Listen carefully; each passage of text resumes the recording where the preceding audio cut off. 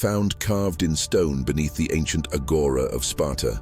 These words tell of Alexios, son of Cleomenes, whose single act of mercy would test the very foundations of Spartan law.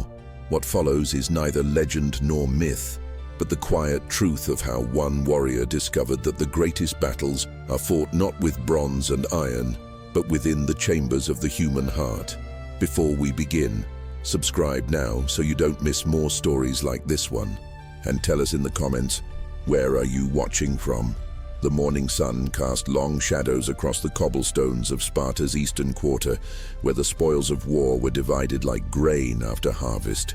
Alexios stood with shoulders squared beneath his crimson cloak, the bronze of his hoplon shield reflecting the early light as he watched his fellow warriors claim their prizes from the Trojan expedition. Horses snorted and stamped, gold clinked in leather pouches, and the women stood silent, eyes cast down like broken pottery waiting to be swept away. Two Trojan women caught his attention, not for their beauty, though they possessed it, but for the way they held themselves. The elder, perhaps 30 winters, kept her arm protectively around a younger girl who could not have seen more than 18 summers.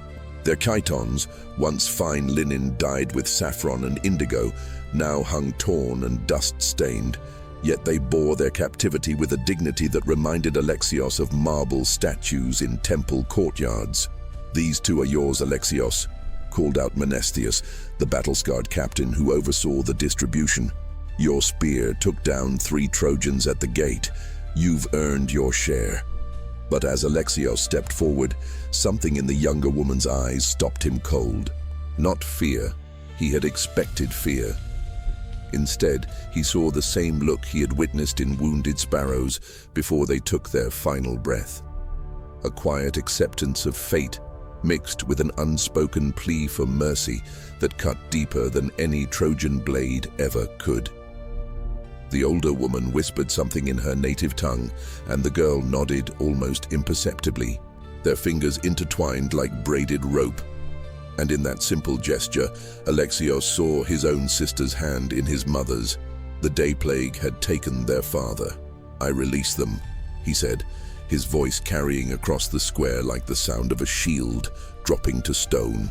The words hung in the air like incense smoke, and from that silence, everything changed. The entire assembly turned toward Alexios as if he had spoken in a foreign tongue. Menesthius squinted through the morning haze, his scarred face twisting into confusion. "Release them?" he repeated, the words rolling off his tongue like stones down a hillside. "Boy, these are spoils of war. They belong to you by right of conquest." But Alexios had already removed his bronze-tipped spear from the ground and broken it over his knee, casting the pieces at the women's feet. In Spartan tradition, this gesture meant only one thing. He claimed no ownership over their lives. "They are free to go where they will," he declared, his voice steady despite the trembling in his chest. The younger Trojan woman looked up then, her dark eyes wide with disbelief. She spoke in broken Greek, her accent thick as honey. "You release us? Why?" Alexios met her gaze and found words he had not known lived within him. "Because mercy should not die with the men who fall in battle." The crowd murmured like wind through olive branches. Some warriors shook their heads in disgust. Others watched with the curiosity of men witnessing a ritual they did not understand.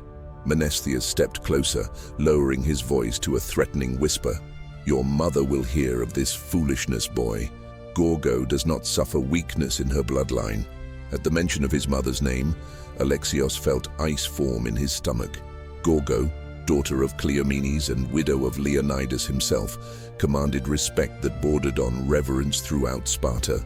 Her word carried the weight of law, and her disapproval could crush a man's reputation like pottery beneath a chariot wheel. The 2 Trojan women gathered their torn cloaks and stepped carefully around the broken spear. As they moved toward the city gates, the younger one turned back once more, her lips forming a single word that only Alexios could hear. "Efcharisto." "Thank you." And in that moment, watching them disappear into the crowd like morning mist, Alexios wondered if he had just committed the most honorable act of his life, or sealed his own destruction. Word traveled through Sparta faster than fire through dry wheat. By midday, the story had reached every symposium and every women's quarter. Some called it madness. Others whispered of weakness brought on by too many battles and not enough wine. But all agreed on one thing: Gorgo would not let this pass without consequence. Alexios spent the afternoon in the gymnasium, hurling javelins at straw targets with enough force to split the wooden posts behind them. Sweat ran down his bronzed torso as he tried to lose himself in the familiar rhythm of training. But each throw only reminded him of the moment he had cast aside his spear in the square. As the sun began its descent toward the western mountains, a house slave appeared at the gymnasium's entrance. A thin man with prematurely gray hair and eyes that held the weight of too many secrets. "Your mother requests your presence," the slave said simply. "Immediately." The walk to his family's estate felt longer than any march to battle. Stone houses gave way to larger dwellings with red-tiled roofs and small courtyards where fig trees cast shadows on worn marble. His mother's home stood at the end of a cypress-lined path, its facade decorated with painted scenes of Spartan victories that seemed to watch him with accusing eyes. Gorgo waited in the andron, the men's receiving room, seated on a chair carved from dark wood and inlaid with ivory. She had not changed from her morning chiton, deep blue wool that complemented her silver hair, which she wore braided and pinned in the traditional style of Spartan matrons. Even in her 60th year, she possessed the bearing of a woman who had once stood equal to kings. "Sit," she commanded without looking up from the scroll she was reading. Alexios remained standing. "Mother, I can explain." "Sit." He lowered himself onto a simple stool across from her, feeling suddenly like the 8-year-old boy who had once been summoned here for stealing honey cakes from the kitchen. Gorgo set down her scroll and fixed him with eyes that held the color of storm clouds. "Tell me, my son," she began, her voice carrying the careful cadence of a woman accustomed to being obeyed. "What you think you accomplished today?"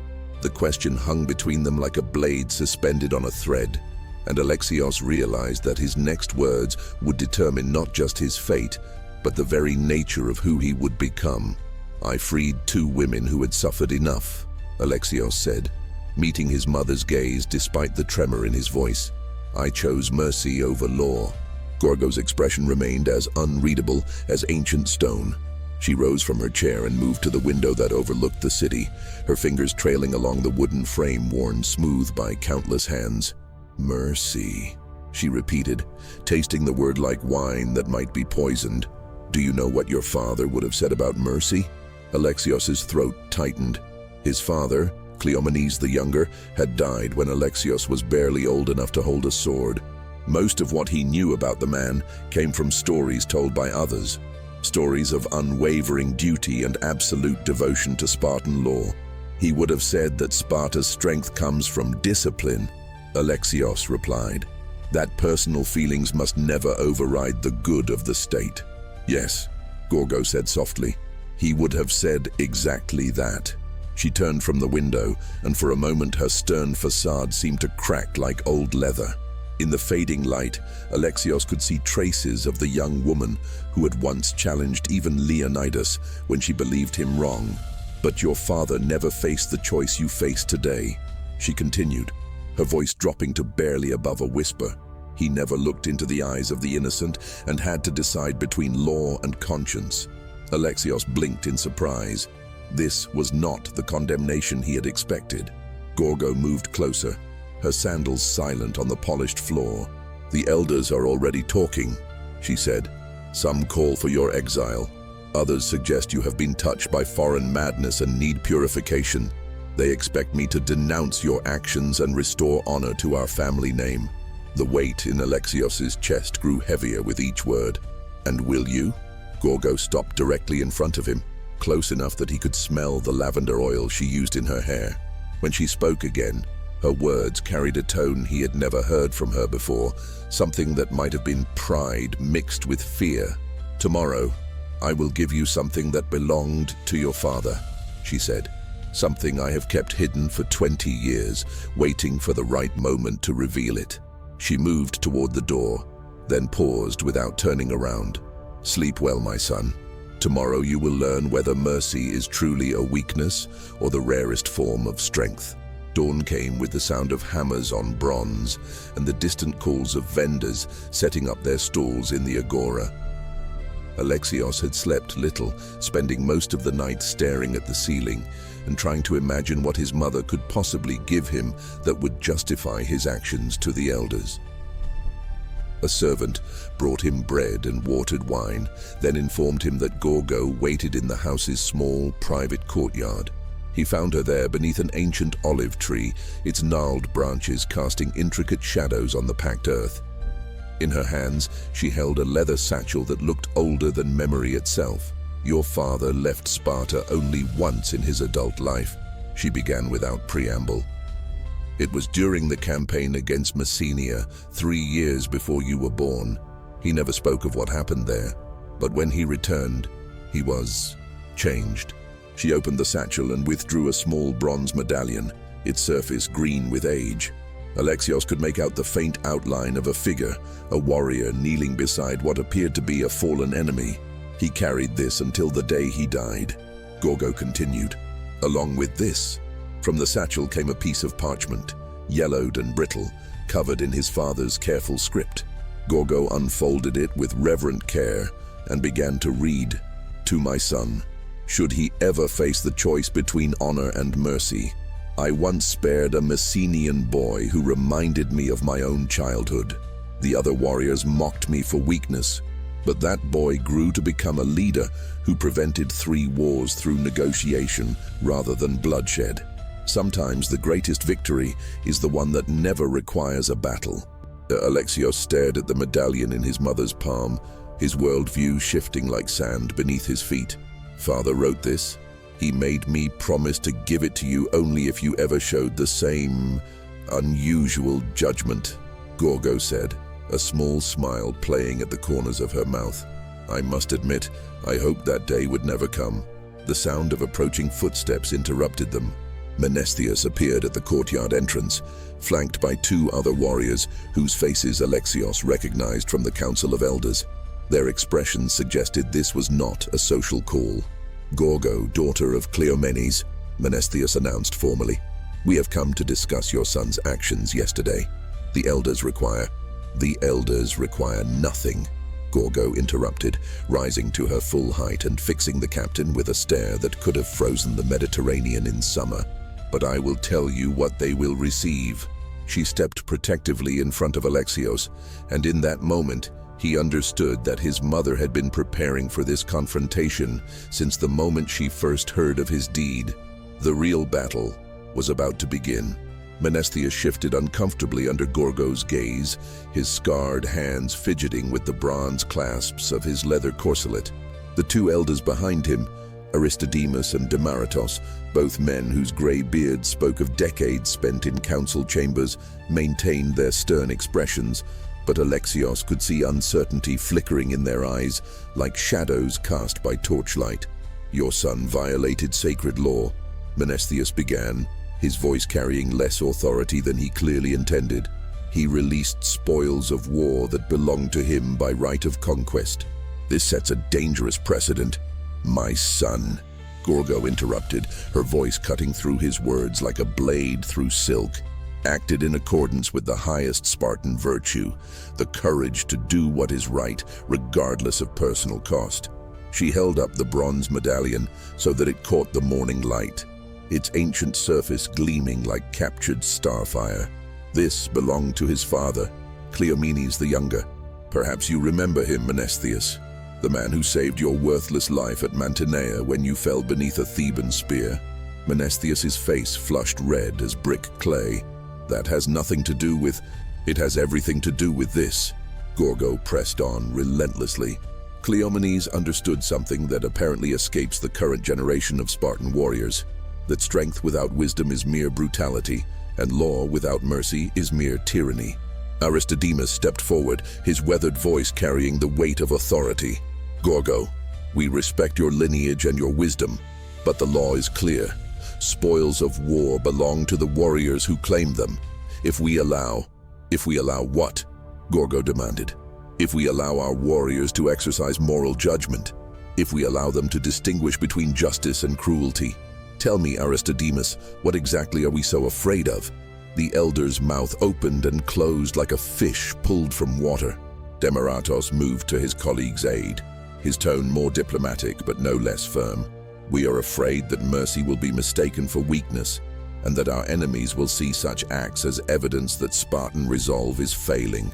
Gorgo laughed, a sound like winter wind through mountain passes. Our enemies already know our resolve, old man. They have tasted it on 100 battlefields. But do they respect us? Do they see us as anything more than well-trained killers? Or do they see us as men worthy of emulation? She stepped closer to the three men, and Alexios was struck by how small she appeared next to their bulk, yet how completely she dominated the space around her. Yesterday, my son showed two broken women that Spartans are capable of compassion as well as conquest. She continued. He proved that our strength comes not from our ability to destroy, but from our wisdom in choosing when destruction is unnecessary. And for this, you would punish him. The courtyard fell silent, except for the distant sound of children playing in the street beyond the walls. Alexios watched the three men struggle with words that seemed to stick in their throats like poorly chewed meat. Finally, Menestheus found his voice. What would you have us do, Gorgo? Ignore the law entirely? Gorgo smiled then, an expression both beautiful and terrible, like lightning dancing across dark sky. I would have you remember that laws serve men, not the reverse. And sometimes, the highest law of all is the one written in the human heart. She reached into her chiton and withdrew a small scroll sealed with red wax. This morning, I sent a message to the ephors, requesting a formal hearing on this matter. They have agreed to convene tomorrow at noon. We shall let all of Sparta judge whether mercy deserves punishment or praise. The implications of her words settled over the courtyard like dust after an earthquake, and Alexios realized that his mother had just raised the stakes far higher than anyone had imagined possible. The ephors' chamber buzzed with tension, as thick as smoke from sacrificial fires. Every seat in the circular stone amphitheater was filled, with citizens standing 3 deep along the walls and spilling out into the corridors beyond. Word of the hearing had spread through Sparta like floodwaters, drawing not only warriors and elders, but merchants, craftsmen, and even women. For this question touched something deeper than military protocol. Alexios sat beside his mother on a simple wooden bench, his hands clasped so tightly that his knuckles showed white beneath bronzed skin. Across the chamber, Menestheus and the accusers occupied a similar bench, their faces set in grim determination. Between them, the 5 ephors, Sparta's highest judicial authority, presided from chairs carved with images of wolves and eagles. The chief ephor, a man named Pausanias, whose beard had gone white in service to the state, raised his hand for silence. We are here to determine whether Alexios, son of Cleomenes, violated Spartan law by releasing prisoners of war that belonged to him by right of conquest. For 3 hours, witnesses spoke. Some praised Alexios's martial skill and questioned his judgment. Others argued that mercy was a luxury Sparta could not afford. But when Gorgo rose to address the assembly, the chamber fell silent as a tomb. Honored ephors, citizens of Sparta, she began, her voice carrying to every corner of the vast room.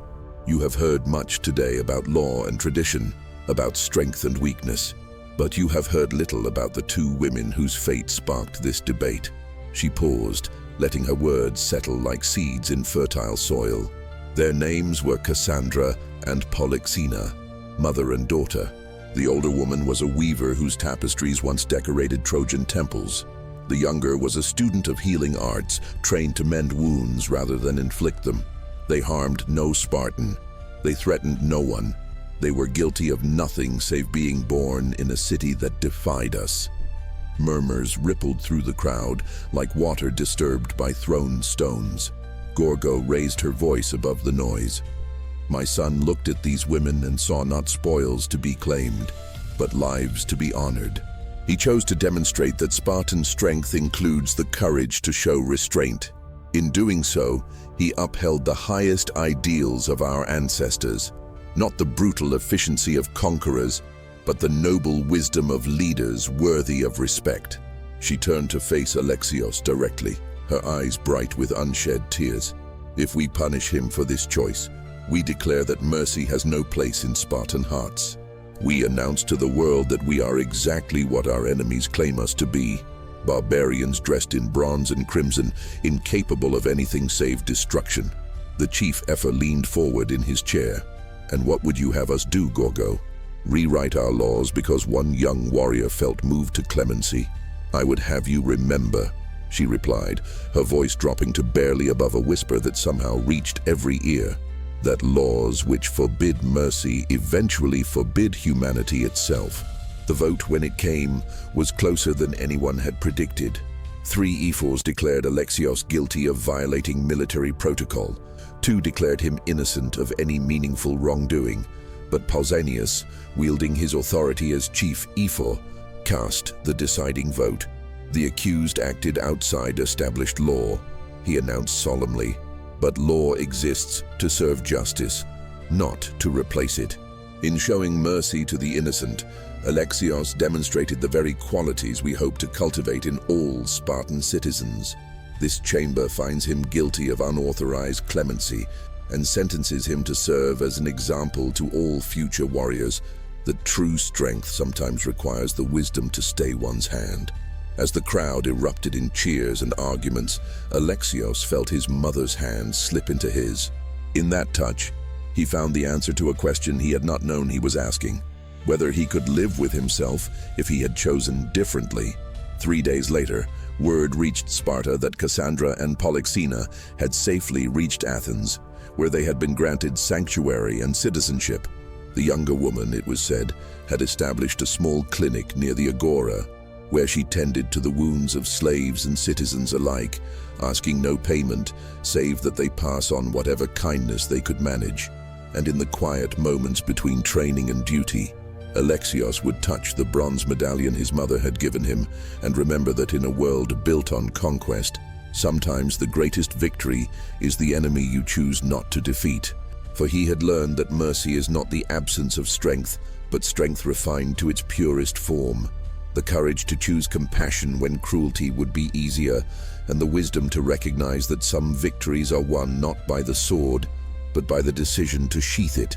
In the annals of Spartan history, his name would be remembered not for the enemies he had slain, but for the lives he had chosen to spare. And in the quiet corners of Athens, 2 Trojan women would teach their children that sometimes, even in the darkest times, humanity could shine through the cracks in the world's armor, like starlight through storm clouds. They say that honor is measured by how we treat our enemies in victory. If this is true, then perhaps mercy is simply another word for wisdom, the understanding that the strongest bonds are forged not in the heat of battle, but in the quiet moments when we choose to see our own reflection in a stranger's eyes.